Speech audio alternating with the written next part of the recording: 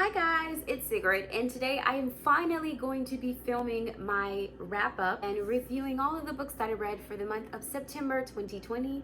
And if you have been looking at my videos, you will see that I completely skipped August, and that is because I read a lot of children's books during that month, and I was like, you guys probably don't want to hear about the children's book that I read. I was researching books for my niece. She's 9 years old, and so I was like reading books before I gave it to them because I didn't want to give her anything that was inappropriate or scary or just boring, because I plan to do this every single month. If this is something that you like, please don't forget to subscribe because I will be doing it pretty soon for the month of October. So let's get into it. I have my handy dandy notebook with all of my notes from books that I've read. So I want to start with my lowest rated books first and then go up to my 5-star read. So the first book I want to talk about, a Nancy Drew book.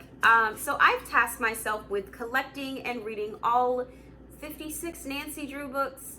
So far, I haven't collected a lot of them, and in fact, I have maybe this much of them. I have not read all of them. I've read to maybe book 11. So I don't think that I'm going to finish by the end of this year. That was the goal for me, but yeah, I ran out of audiobooks for them. They're like 2 hours on audiobook, and like physically sitting down and read them, I was like, ugh, I don't think I'm going to do it. So I don't know. I rated it 2 stars because for me, this was actually kind of a bit boring.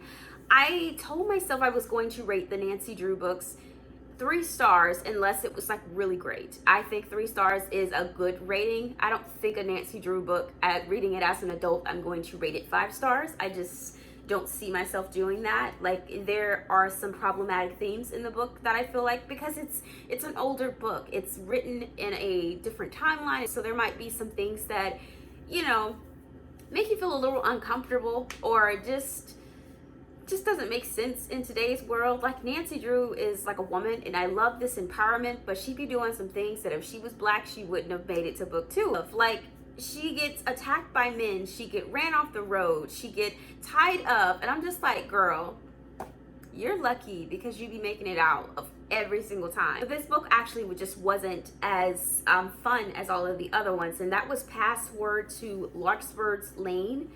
I just wasn't feeling it. And ironically enough, I found out that Carolyn Keene is like a pseudonym for like a lot of authors. Growing up, I actually thought that she was a person. Like, I was like, Carolyn Keene is my favorite author. I want to be just like her when I grow up. And like, it's like men and like women. And you know what? I don't like the books that the men writers write, and I feel like I can tell. Like, there's one lady that like people are like, well, she's really more Carolyn Keene.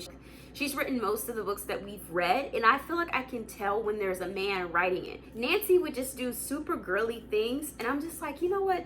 This isn't like Nancy. Like, you know, I feel like I can tell, and I feel like as a result, I don't like that book as much.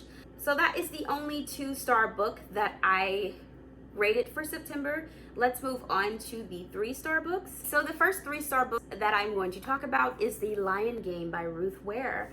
This was surprising to me because Turn of the Key was a 5-star read, and then I kind of went back to see what else Ruth has written, and The Lion Game just wasn't it for me. So it follows a woman who went to a boarding school when she was younger, and she had this group of friends that would play this game where they would just lie for no damn reason. That's the gist of it. They would lie for no reason for points. And as an adult, you know, present day, a body washes up from like a shore or a lake or something. And so the team decides to get back together to come up with their story. So immediately you're kind of like, oh, I wonder what happened. Like, did they kill this guy? Like, what happened? It's just not as thrilling as Turn of the Key. Like, it didn't keep me on my toes like the whole time. Like, I wasn't reading the book like, oh my God, what's gonna happen next? I was reading it like, So basically, my summary of this book was that the book was meh until the plot twist at the end, and then it was like, oh. So that's basically the gist of this book. It was an okay book, then there was a plot twist, and then the book ends. So, I mean, take that as you may. The next book I am going to be talking about is Riot Baby by Tochi Onyebuchi. I read this book a little bit early in the month, and so I didn't write any notes about it, but I know that it was a very short book and it was okay. I really liked the point where they were kind of using magical powers. That was really fun.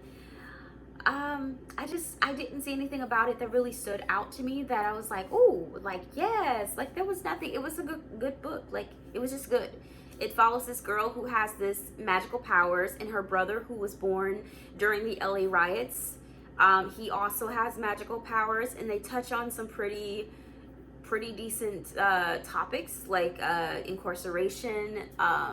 They talk about police brutality. Like, there's so many great things about this book. I definitely recommend it, but I just think that it was a good book. I don't think that it was awesome. And even though it was a short book, I did get bored during some times.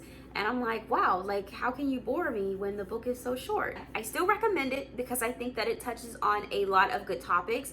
However, there were some times where I was a little bored. But yeah, still a good book. I'm definitely reading the sci-fi book that Tochi Onyebuchi is writing. I have it. I'm going to read it soon, and hopefully it's a different kind of approach. The next book I read was Heartstopper Volume 1 by Oseman. So this book is about two teenage boys that go to the same school that seem to kind of start liking each other. One of them is gay and he is out, and the other one is kind of having feelings for this boy, and he's not really understanding why, because he's liked girls before, so he's a little confused by his sexuality and he's learning about it. And oh yeah, I forgot, it's a graphic novel, so it's really cute and just adorable. I know that a lot of people rated it 5 stars, but I'm not seeing why. I think it's a cute read. I think it's really good, but also, like, it's not spectacular. It's not something that changed my life. It's just a really cute love story, and it's 3 stars. So the next book that I rated 3.5 stars was The Riot Test by Huang. This book is another book that I see repeatedly get 5 stars, and it's actually, people were saying that it's actually better than the first book. This is the second book in a series. I do not agree. I don't think that it's better than the first one. I actually didn't relate to the character that much, just why I gave it a lower rating. I did take some notes for this one. So the main character's name is Kai and Esme. So Kai's mother goes to this foreign country, I forget which one. She finds a woman named Esme who becomes one of the main characters, who she thinks would be a good wife for her son. Now her son is on the spectrum. He doesn't like to be touched, and he has a really hard time expressing his feelings. And like, for example, he can't say I love you. And so his mother is kind of worried that he's never going to find anyone. So she goes and try to do this arranged marriage, brings the girl to this country, and kind of like forces them to stay together to see if they fall in love. And it works out. They actually do fall for each other and like each other, but there's like so much that is going on. Esme has a daughter, and she's scared to kind of tell Kai because she's worried that he wouldn't like her. So that's basically it. The things I like about this book is that I get to see representation of people on the spectrum. Like, I don't really read a lot of books with that type of character, and so I just think that it's really good that I'm getting that type of representation. I'm learning. I also like that I got to see the characters from the Kiss Quotient show up in this book. So they have like a little scene there. I think there's a wedding. Was that a spoiler?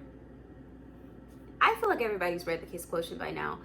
The thing that I dislike a little bit was I felt like it was a little too smutty. Like, maybe this is me, but I read a lot of romance books before I got to this, and then I read this book and I was like, damn, like every single page, like you can't go 5 pages in this book without some type of smut. And I'm like, come on, Helen. I don't think there was that smut in the Kiss Quotient. Like, maybe it's because I like the character so much, but like, I don't know. It was kind of a miss for me. It wasn't a hard miss, but it was like, I didn't like it as much as the Kiss Quotient. All right, so on to the 4 stars. We have a book by L.J. Shen called Just the Tip, and I read this on audiobook. So the main character in Just the Tip was a woman who went to Paris to find her father, who left his family after this big scandal. And she's kind of like working as a waitress, but she's telling everyone that she's in school. And then she meets this love interest while she's working as a waitress. And the book is basically saying he is the key to her finding her father. I'll be honest, he was not the key to her finding her father. Like, she just ended up like having a lot of sex with this guy, and then the father happened to be in the vicinity. So, I like that it was short and funny. I love the character, like I love witty characters who just always have a smart ass like thing to say. Like, I love that. I love the quirkiness. Her sense of humor was very enjoyable to me. There were some sex scenes which were like, they were pretty good. And there was a part where there was a sex scene that actually talked about safe sex, which you don't really see a lot in romance books, and I was happy about that. The thing that I dislike is I absolutely hate the she's not like any other girl trope. Like, I hate that so much. Okay, so the love interest is like someone who is like, I'm never going to settle down. There's no girl out there for me. Like, I know that you know, all of this. Like, you know, he's a playboy. And then all of a sudden he meets this girl and he's like, oh, she's not like anybody else that like any other girls that I like, you know, all of this. And I'm just like, I hate that, because that trope has ruined women's lives for years. Like, we always think that we're going to change them. No. Okay, as a 29-year-old woman, I will tell you, if a man is not ready to settle down, he's not ready to settle down. There's not one woman that's gonna meet a guy that's not ready to settle down and he's like, she's not like other girls, I'm gonna settle down. No, when you meet that person and they settle down, it's because they're ready to settle down, whether they know it or not. He was ready to settle down. I don't care what he says in the stand book. Because I just feel like it's an unrealistic goal when we always try to like go to a guy thinking that, oh, if I do this, he'll like me and then he'll marry me. And that's not valid. That's not, okay? That's not valid. We're gonna move on. The next book I read was Southern Lady Code by Helen Ellis. I read this towards the beginning of the month. This was a fun kind of non-fiction-y, maybe has a little bit, like it was probably non-fiction, but like a little bit not. It's about being in the South and the code that we use to like express ourselves. Like, we're very nice and polite, but sometimes we can be catty too. Like, we'll be like, oh, sweetheart, bless your heart. We say that, but that has a completely different meaning in the South. And so that's basically what the book is about. There's like a code that we use in the South, and she's just like talking about her experiences. It's really funny. It's kind of a short book, and it was very enjoyable, so I rated it 4 stars. Okay, on to the 5-star reviews. The first one, I am ashamed to say, this is Dirty Doctor by Whitney G. I don't even remember like why I rated it so high. Okay, let me look at my notes. I listened to this on Audible. I have the Audible Escapes app, which is ending November 1st, but like right now, like I was trying to get through a lot of them. This was a very short read, and so that's how I found it. I was like, let me just listen to something that's like 3 hours and while I'm cooking so that I can like get through another book. And it was actually really interesting and fun. It follows this doctor, this male doctor at a private practice, who meets this woman that he is talking to online on a dating site, and they agree to meet up and hook up. And what happens is the girl just ends up not showing up. But little did he know, he actually met her earlier that day because she is the new resident at that facility. So when he finds out, he's gonna do a lot of crazy stuff, which we're gonna get to. There is a lot of smut in this book, and I think the reason why it didn't bother me was because it's like the second smutty book that I read. I actually like the smut in this book. However, I don't like, the things that I dislike about this book was that the main character was called Dr. Medicine. Dr. Medicine. I'm just gonna leave that there. I'm not even gonna get into it. And then there was a lot of HR violations that were a little much for me. Like I said, when the doctor figures out that the resident is actually the girl that he's been talking to online, and they've talked about a lot of stuff, okay? He goes a little overboard in my opinion, but it was still done in a nice way, and I like the way it ended. They also had that she's not like other girls trope that I hate.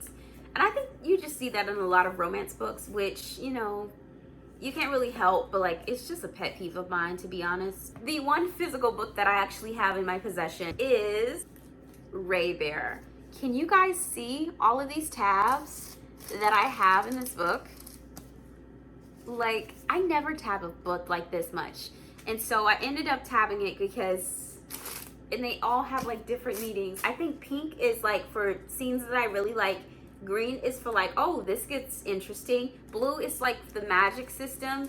So if there's anything explaining the magic or powers or anything, then I'm like, blue. Okay, so Raybearer by Jordan Ifueko. The main character is Teresa. She was born for the sole reason of killing the Emperor Prince, okay?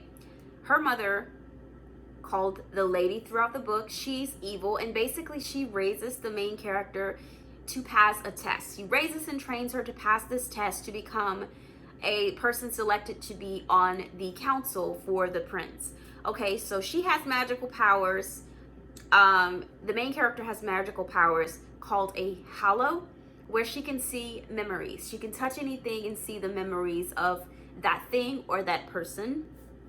And there's other characters that you meet throughout the book that also have these like magical powers.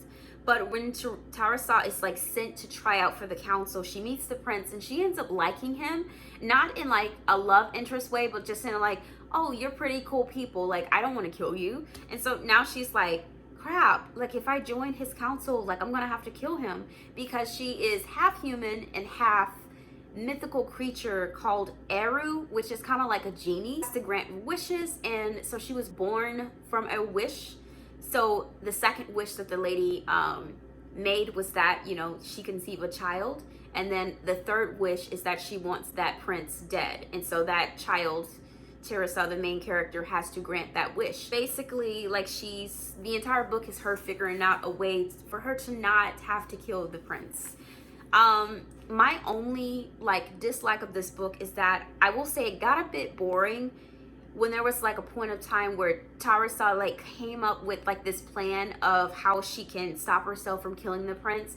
And then after like it started working, and then it was like kind of boring. You got to see like day-to-day like life, and I'm like, oh, this is kind of like really boring. But it quickly, like somewhat quickly, picks up and become interesting a little bit better. So that was my only like little dislike for that book. Okay, the next book that I read that I rated 5 stars was The AI Who Loved Me by Alyssa Cole. Wow. I can only say wow. This was an audiobook that I read on Audible Escape once again. And first of all, Regina Hall does one of the voices, as well as Mindy Kaling. Those are 2 of my favorite actresses. And it was so good. It was so good. There's sound effects, there's artificial like robots, and it's like such an interesting story. So let me actually see if I wrote notes about this. So it follows this woman called Trinity Jordan. She's a data analysis in this futuristic world, and she falls in love with basically a robot, okay? Technically he's called something else in the book, but like he's a robot. Okay, she lives next door to him, and she doesn't know that she's falling for him, and he is a robot, but he has the feelings to love. And I love that trope where there's like a robot or like a creature that's not supposed to like feel love, but they do. I love that trope. Once again, the voiceovers from Regina Hall, Mindy Kaling. Trinity actually was a victim of a terrorist attack, and it left her kind of injured.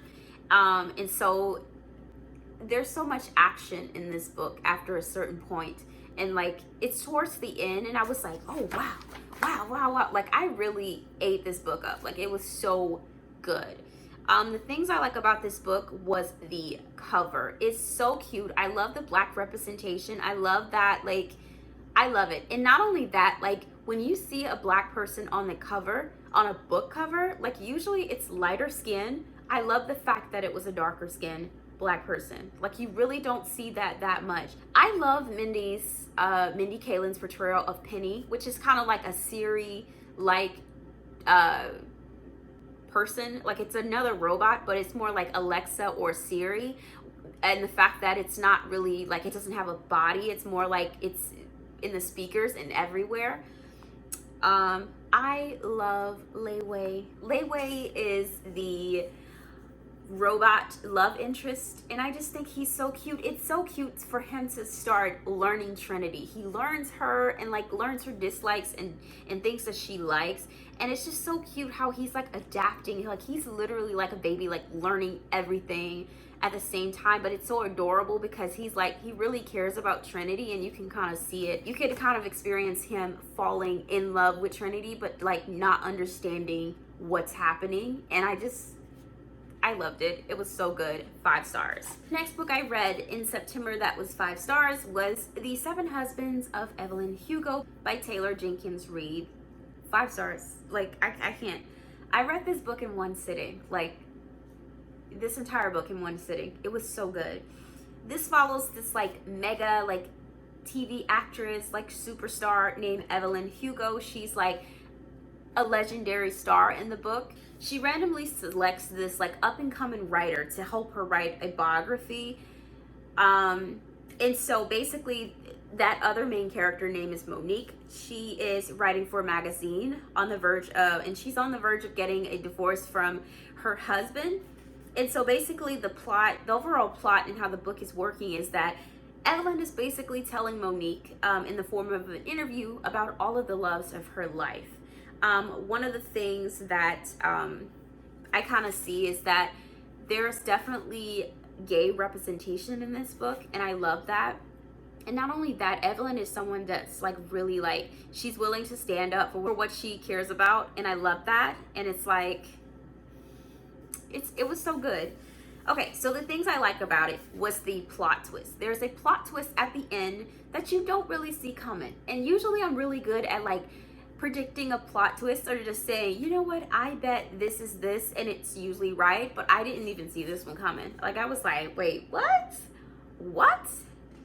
I like that Evelyn is so realistic. She's completely honest. Like she makes mistakes, but she'll say, no, I don't regret my mistake. Why would I tell you that I regret my mistake? Or why would I, I'm just like, yes. Evelyn is like, okay, she like got Monique together in like several like times. She was like, no, I didn't do that because I was gay. I did that because I'm just a bad person. I'm like, Evelyn, okay. She was just like, and I love that. I love her confidence. And I really love the cover. This is the cover. I'm just so in love with that. It reminds me so much of Marilyn Monroe. Like if you didn't tell me this was a book cover, I would just be like, this is Marilyn Monroe. Like I would just look at that blonde hair. I just think the book is inspired by Marilyn Monroe. And if you know me, like you know that I love that woman. Like I love her. Like yes, there is some smut in this book. Like, and it's not a lot. It's not a lot, and I think that is tastefully done, but there is smut in this book. This book I read was actually a library book that I read, and it was Loveboat Taipei. I read this book because a lot of people talk about it, but I went into it thinking that I wasn't going to like it, and I was like, man, I don't really think I'm gonna like it. It just doesn't seem like something that I'm into, but it ended up being so good that I rated it 5 stars. So it's a young adult novel, obviously. It follows this girl named Huang. She is a Chinese American, like high school student who have dreams of being a dancer, but her very strict parents are like, no, you're gonna take your ass to medical school. And so they force her to kind of like apply to all of these medical schools, and she applies to like one dance school, and she gets in, and her parents find out about it, and as punishment, but they will tell you that it's not a punishment, they send her to this Chinese summer school, and that's what it's called in the book. But they sent her to this Chinese summer school to learn more about her culture, and hopefully that she would learn a second language, I believe. And so the school actually turns out to be not so strict after all. It's actually nicknamed Loveboat because of all of the hookups that happen at the summer school. Okay, jokes on them. So in this book, there's a fake dating trope that kind of appears out of the blue, if you ask me. There's a hate to love trope, which is kind of one-sided. It still works, but it's very one-sided. And there's also this love triangle between the main character and 2 guys, which I would have liked. I love a little angst. However, the 2 guys are kind of involved with other girls, and I don't like that. I don't like cheating tropes. There was so much smut in this book, and I was kind of shocked because I was like, wow, like you know, it just seemed so innocent. No, it was smut galore. I was originally going to rate this book 4 stars. Just basically when I read it to the ending, that ending was so good that I was like, you can't give it anything less than 5 stars. Like, that ending was so good. I felt like Ever learned so much, and I like the fact that she was allowed to make mistakes in the book, even regardless of how stupid it seems. Like, as a young adult, as a teenager, you make mistakes. That's how you learn what to do and what not to do as an adult. And if you don't make those mistakes, you just end up being a crappy adult, okay? And I like that. Otherwise, the book would have been boring. And I think that it's a realistic adaptation of very sheltered kids. I was a sheltered kid. And typically, if you kind of hold your kids really tight, they tend, like, once they do get like a taste of what life is about, they tend to go a little far, because it's just kind of like being on a diet and then allowing yourself to cheat. You might just binge all the way because it's like, dang, I haven't had this in for so long and it's just so good that I just can't stop. The hate to love part I actually liked. It was very short and it was a little confusing, but I was rooting for them. I liked the ending. Let's see, the things that I disliked. There was a part in the book where there's like this bullying and it's sexual related, not like rape or anything, but it's like sexual content, like bullying, and I just really didn't like that. And I didn't like the fact that Ever kind of made up with this person, like she forgave them, and I'm like, no, forget all of that. No, like, I would not have forgiven them. That's unforgivable. I also disliked that there was like this random suicide talk like thrown in. I'm just like, what was the purpose of that? So I didn't too much care for that. It's just an unnecessary trigger. Like, not for me, like, I'm not triggered by suicide, but like, there could be somebody else and like just reading the book and enjoying it, and then all of a sudden this person is like, I'm gonna kill myself, and it's like, damn, like, there was no warning. I didn't even see that coming. Like, that's how it was kind of thrown in. So I don't like that. So I did write down that there was possible triggers with the talk of suicide. There's slut shaming, there's alcohol use, there's bullying, and then there is an abusive relationship kind of like little scene.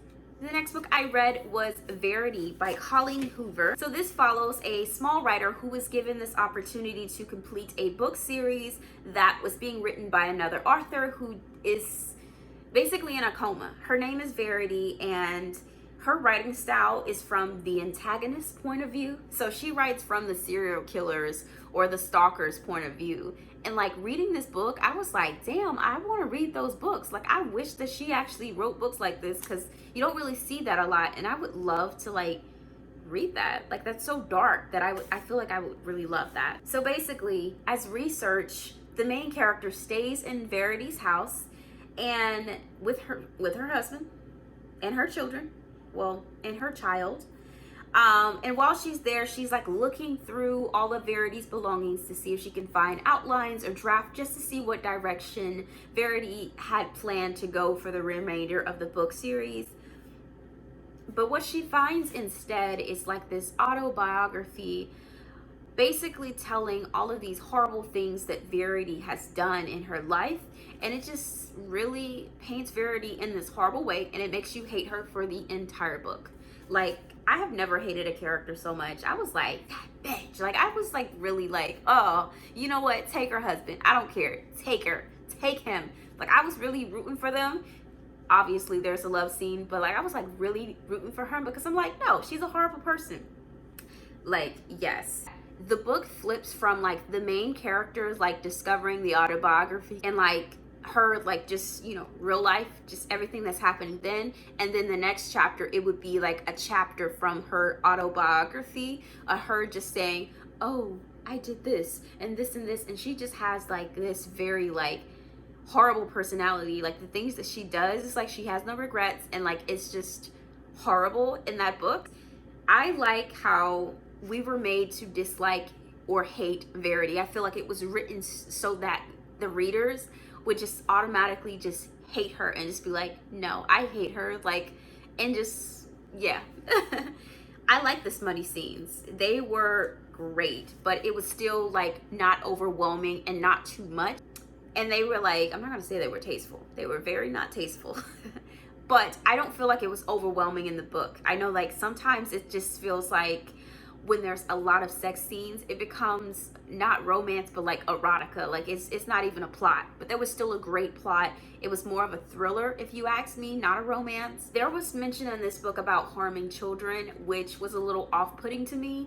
I know that it was kind of made for like shock value, but I was just like, ooh. I almost put the book down and DNF'd it, but I kept reading on because it was just a little part of me was like, I want to know what happens next.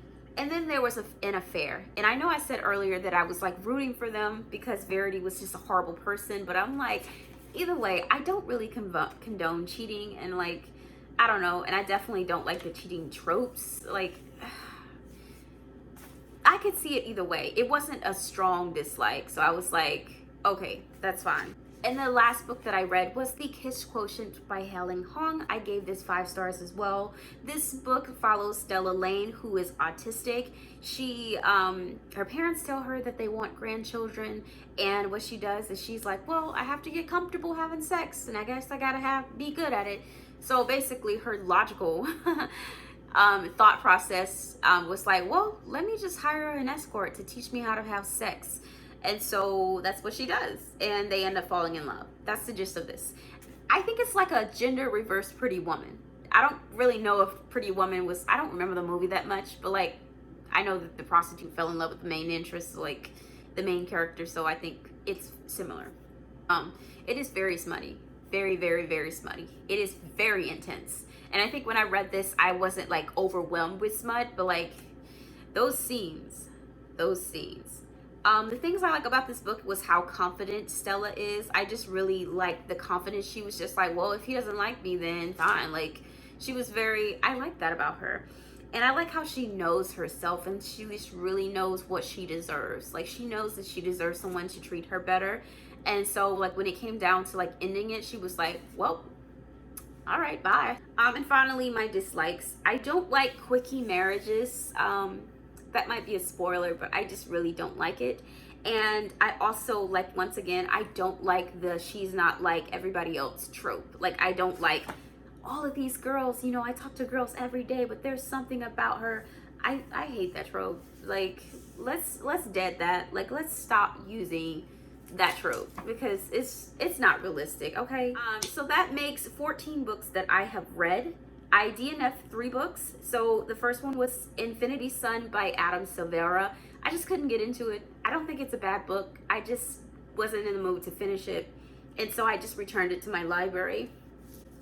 I also DNF'd a Once Upon a Book Club book, and it was called The Daughters of Foxcote Manor by Eve Chase. I couldn't get into it as well, but I've heard great, like, 5-star reviews from this book, and I'm like, gosh, I need to go back and retry it, but I couldn't get into it.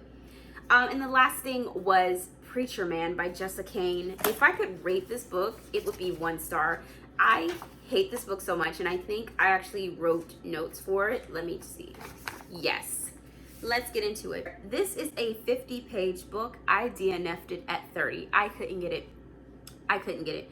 One of my triggers is daddy-daughter, like, type of smut. I hate that. It's so triggering for people who were molested or have experience with that, or just, it is so triggering. And I fucking hate that people think that this is sexy. It's not. It's disgusting and it's gross. Like, you know, I couldn't finish it because after like so long, like I was like, okay, I'm at 30, it's just 20 more pages.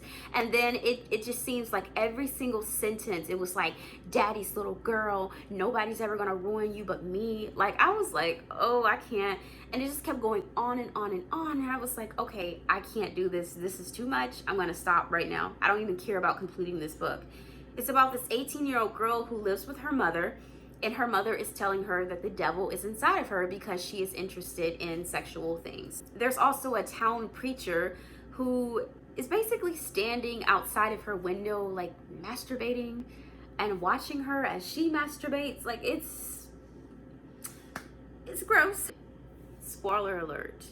Okay, so the preacher turns out to be obsessed with this girl. Like, he's really into it, but like in this perverted daddy, like, molestation kind of shit. Like, it's really gross. He ends up marrying this girl and like becoming like, it's like nobody's ever gonna touch her. Like, if anybody come, like, it's just, oh, like, you guys should have seen me like reading this book. I was so irritating. It was so gross. At first it wasn't that bad, but like once he, like, you can really hear his thoughts. It was very gross, very old man, like trying to mess with this young girl. And like, oh, it's like he wanted her because he was young, like she was young enough to be his daughter, and he had a fetish for her. And I'm like, oh. So no, that shit had to go. Like, I didn't like it at all. And I just, for my sanity, like, I had to DNF it. So that is basically everything for I read for the month of September. This was a very long video. I have lost my like voice. Like, it's like, yes. So yeah, that's basically it. I will be doing this again for the month of October. If you are interested, please don't forget to subscribe to my channel. And if you like this video, definitely click that like button. And I will see you in my next video. Bye.